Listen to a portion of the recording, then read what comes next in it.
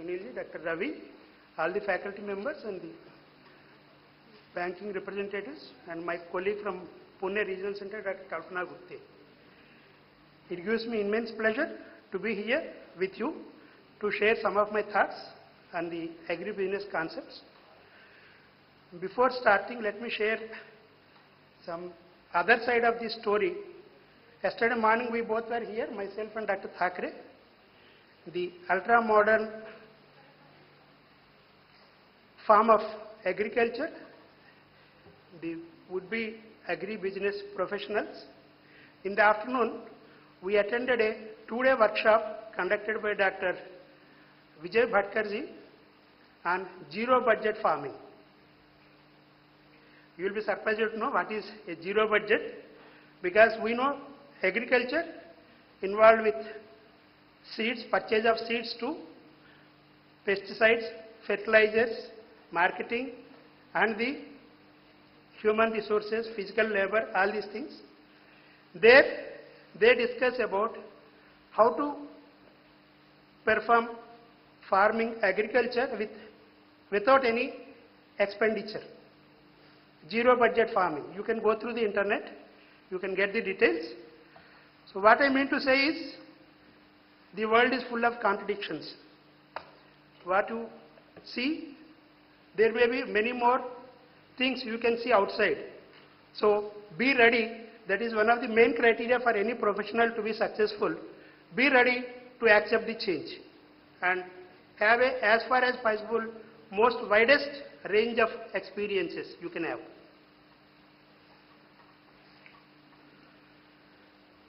So let me share some of my thoughts. In 1947, when we got the independence, Jawaharlal Nehru said, everything else can wait, but not agriculture. Because, you know, we cannot simply live with mobile phones or internet or Wi-Fi connection, anything, unless we have the food, wherever it is. So that's why our planners, they gave preference for agriculture. You know the advantages for India? India has the largest cultivable land. It is 52% as against 11% in the world. Sunshine hours and day length are ideally suited for round-the-year cultivation of the crops. So you can see agriculture has more potential than any other industry in the country. So that's why people say agriculture is the sunrise industry. So I should congratulate you for choosing such a very prosperous career for yourself. But the pity is, the mobile phones, they were around 20,000, 30,000 10 years back. But today what is the cost? Maybe 2,000 or 3,000. A color TV costed us 30,000, 40,000. Now it has come to 5,000 to 6,000. You see, the rates are decreasing. But on the contrary, the milk we purchased 10 years back was 15 rupees or 12 rupees a litre. Today it is costing us 30 to 35 rupees. The rice we purchase, there is a 100% increase. That shows there should be a viable, profitable business through agriculture. But is it happening? No. I will give you some data. It is said that 40% of farmers, they want to quit farming if there is an alternative option. Gujars, who are farmers in Gujarat and other places, they fight for reservations in education and jobs. They say, by birth we are farmers, but by choice we do not want to be farmers.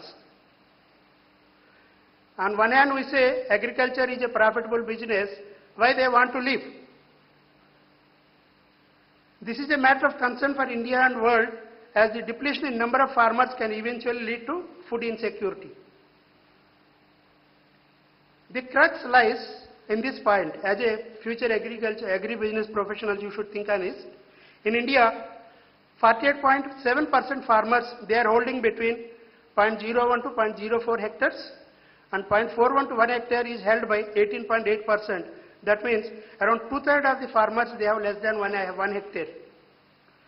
whatever modern equipment we suggest them, they are more useful for the larger farmers, not for the small farmers.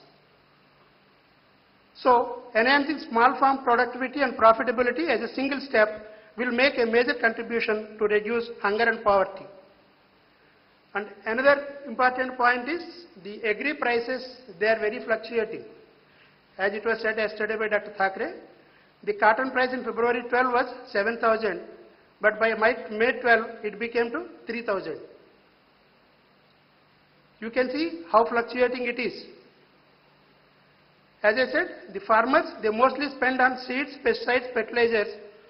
So, as an agri-business professional, you have to think of suggesting them the alternate ways. Thing is, many of the challenges to agriculture, they are natural, but many are man-made. Floods,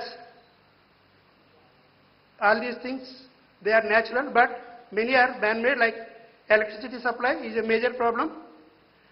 We can suggest them many ways like water harvesting, drip irrigation, value addition through dairy, seed industries, etc. There was a report by Government of India that the farmers, especially Vidarbha is more ill-famous for the farmer suicides. It is suggested that if they are given allied industries of agriculture like dairy, poultry and other things, they can sustain not only on the agriculture and these allied industries.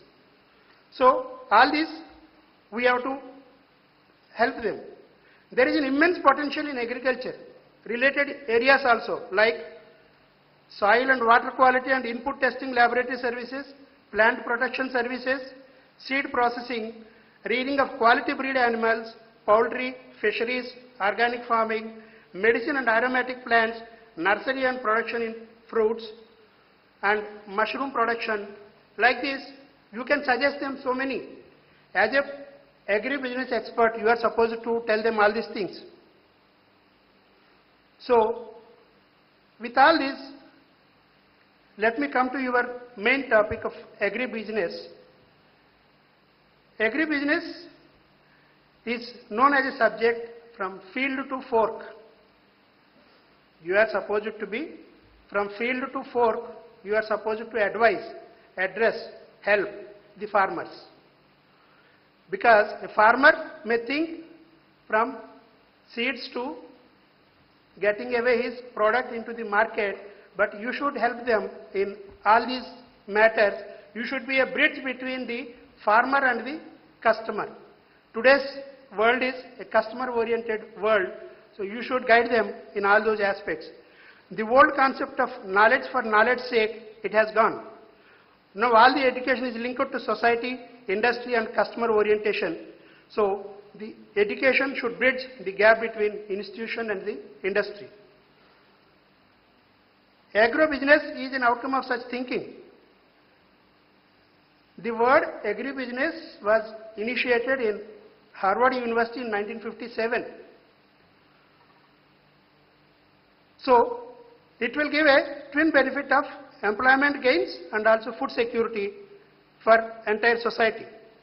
So, you are having a major role in the country. The concept of agriculture has also changed. The old concept of subsistence farming. Subsistence farming means the farmer used to think if he gets his livelihood, that is sufficient for him. But now the concept has changed from subsistence farming to a commercialized form of agriculture. They also should sustain, their children also should read, study in good colleges and all these things.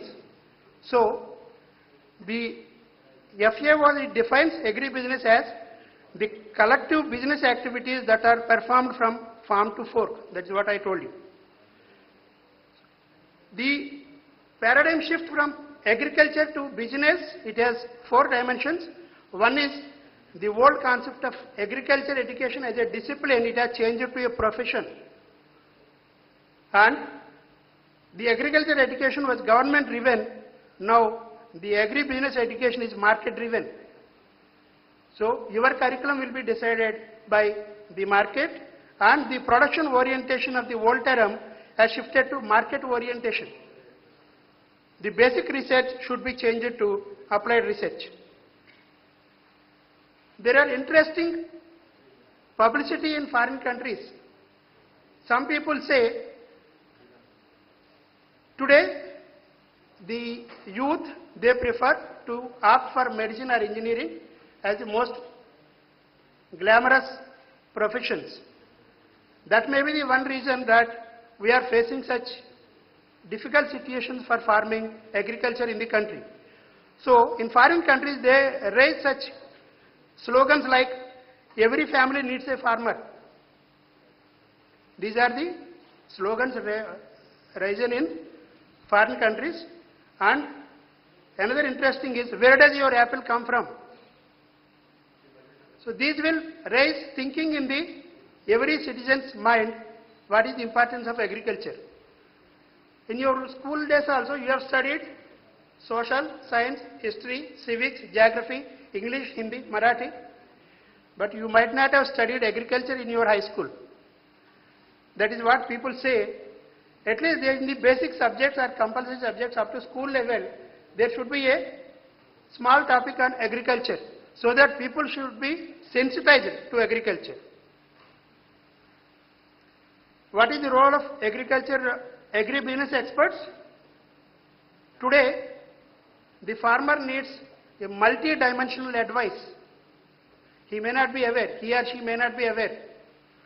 So, they need a range of advisors as a team rather than individuals to help the whole business. So, a single agronomist cannot help them. So, these MBA agri-business programs, they are meant for that. You have to play the role of a all-rounder for the farmers. Of course, agri-business should also support sustainable development, because as an advisor, if you suggest them put more urea, put more pesticide, that will spoil the environment and that will spoil. So that is what we call as sustainable development should be encouraged through this. Of course, the agri-business courses, initially they were extension of the agricultural economics courses or MBA with agricultural economics.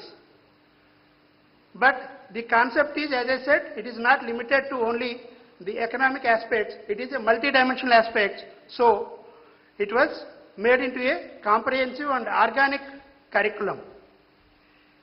Let me share with you a US survey where they said, they surveyed what are the essential qualities for an agri-business professional. They said, for any job, I should tell you, it is the personal qualities, they are very essential.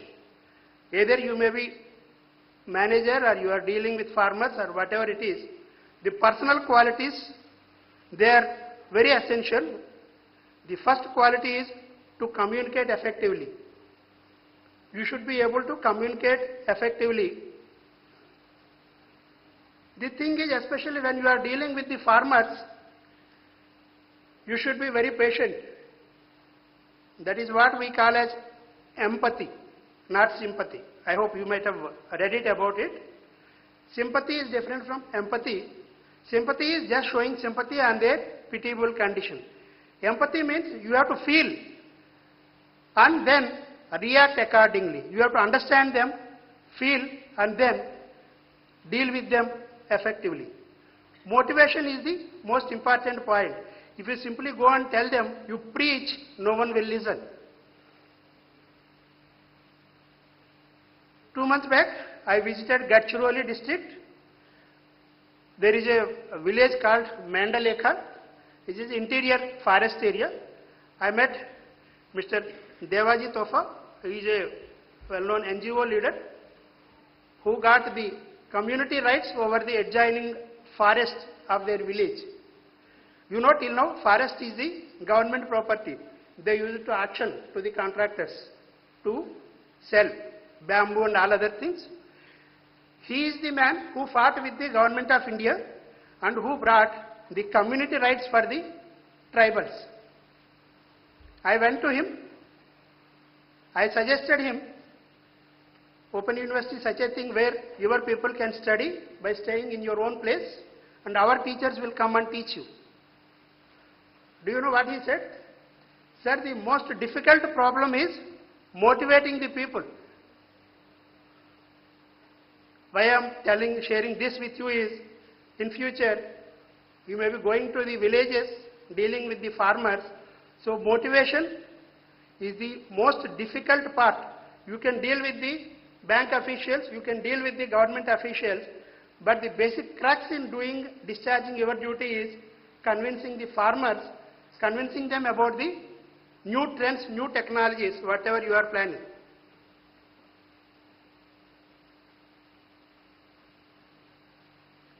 So,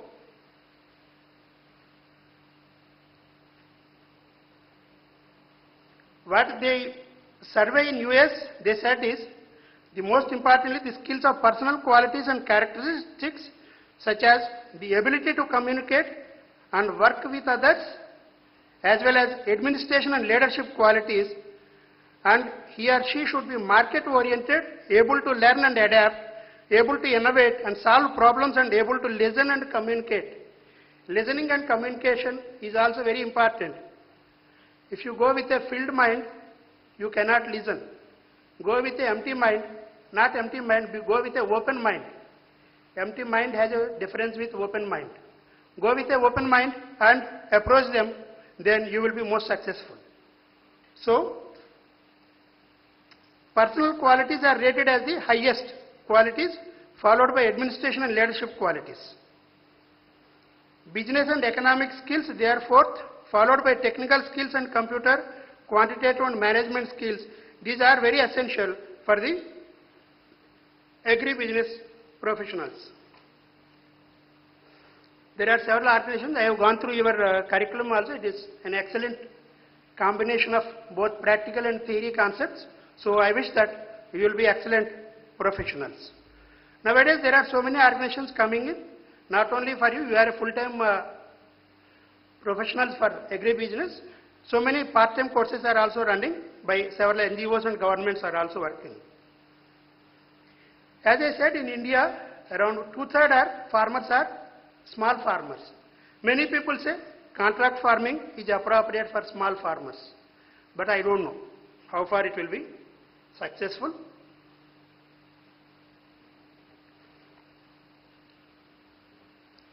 So the agri-business performance indicators are like, because once you are done, you will be assessed with the performance indicators like increased revenue, reduced cost, improved distribution, quality, etc. So the training should include all these things. Before concluding, I would share with you one. Yesterday, Dr. Anil has said about the ethical behavior. I felt it very happy because ethics is most important in any profession, especially when you are entering a business-oriented organization. It is true that people will be attracted towards easy solutions, but they will not sustain. If you see, out of 500 globally rated companies, Forbes company listed companies, after 5 years, 250 companies will vanish.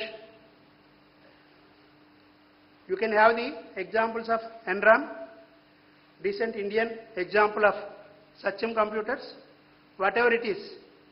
So, I advise, be ethical, and you will reach the top of the ladder. At the end, let me share with you one important concept, that is about the sixth sense of the businessman. Let me share with you one story. 2 MBA students were sent on a project work to a village. A shoe company has sent them. So both of them have gone. They observed the same thing. They gave the report. The observation is like this. No one wears chappals, slippers or shoes in the village. That is the observation, common observation by both. First one reported absolutely zero scope for the business because no one wears the slippers. They are not in the habit of wearing slippers. What could be the report of the second one? He said there is a 100% scope because no one wears chappals. So there is a 100% business in the village. That is what I call as sixth sense or common sense. Have it. Don't go the books. Be a researcher in the local level. This shoe company example, you resemble it with, you think that two American MBA graduates were sent to India 10 years back to study the pizza market in India. What they would have reported, no one takes pizza, so they might have said, Indians are very traditional, they take poha or they take poha jalebi in Madhya Pradesh, idli sambar in south, so absolutely no market for pizza. But today you can see, whether it is a household function or market function, pizzas are present. So I should say that have that common sense, be a researcher in the local market and listen to everyone. That is what it is said, think global, act local. That is my advice. And about the today's topic, you will be having the experts with you, so they will share, and I am sure that all of you will come in with flying colors and reach the top positions in the country. Thank you.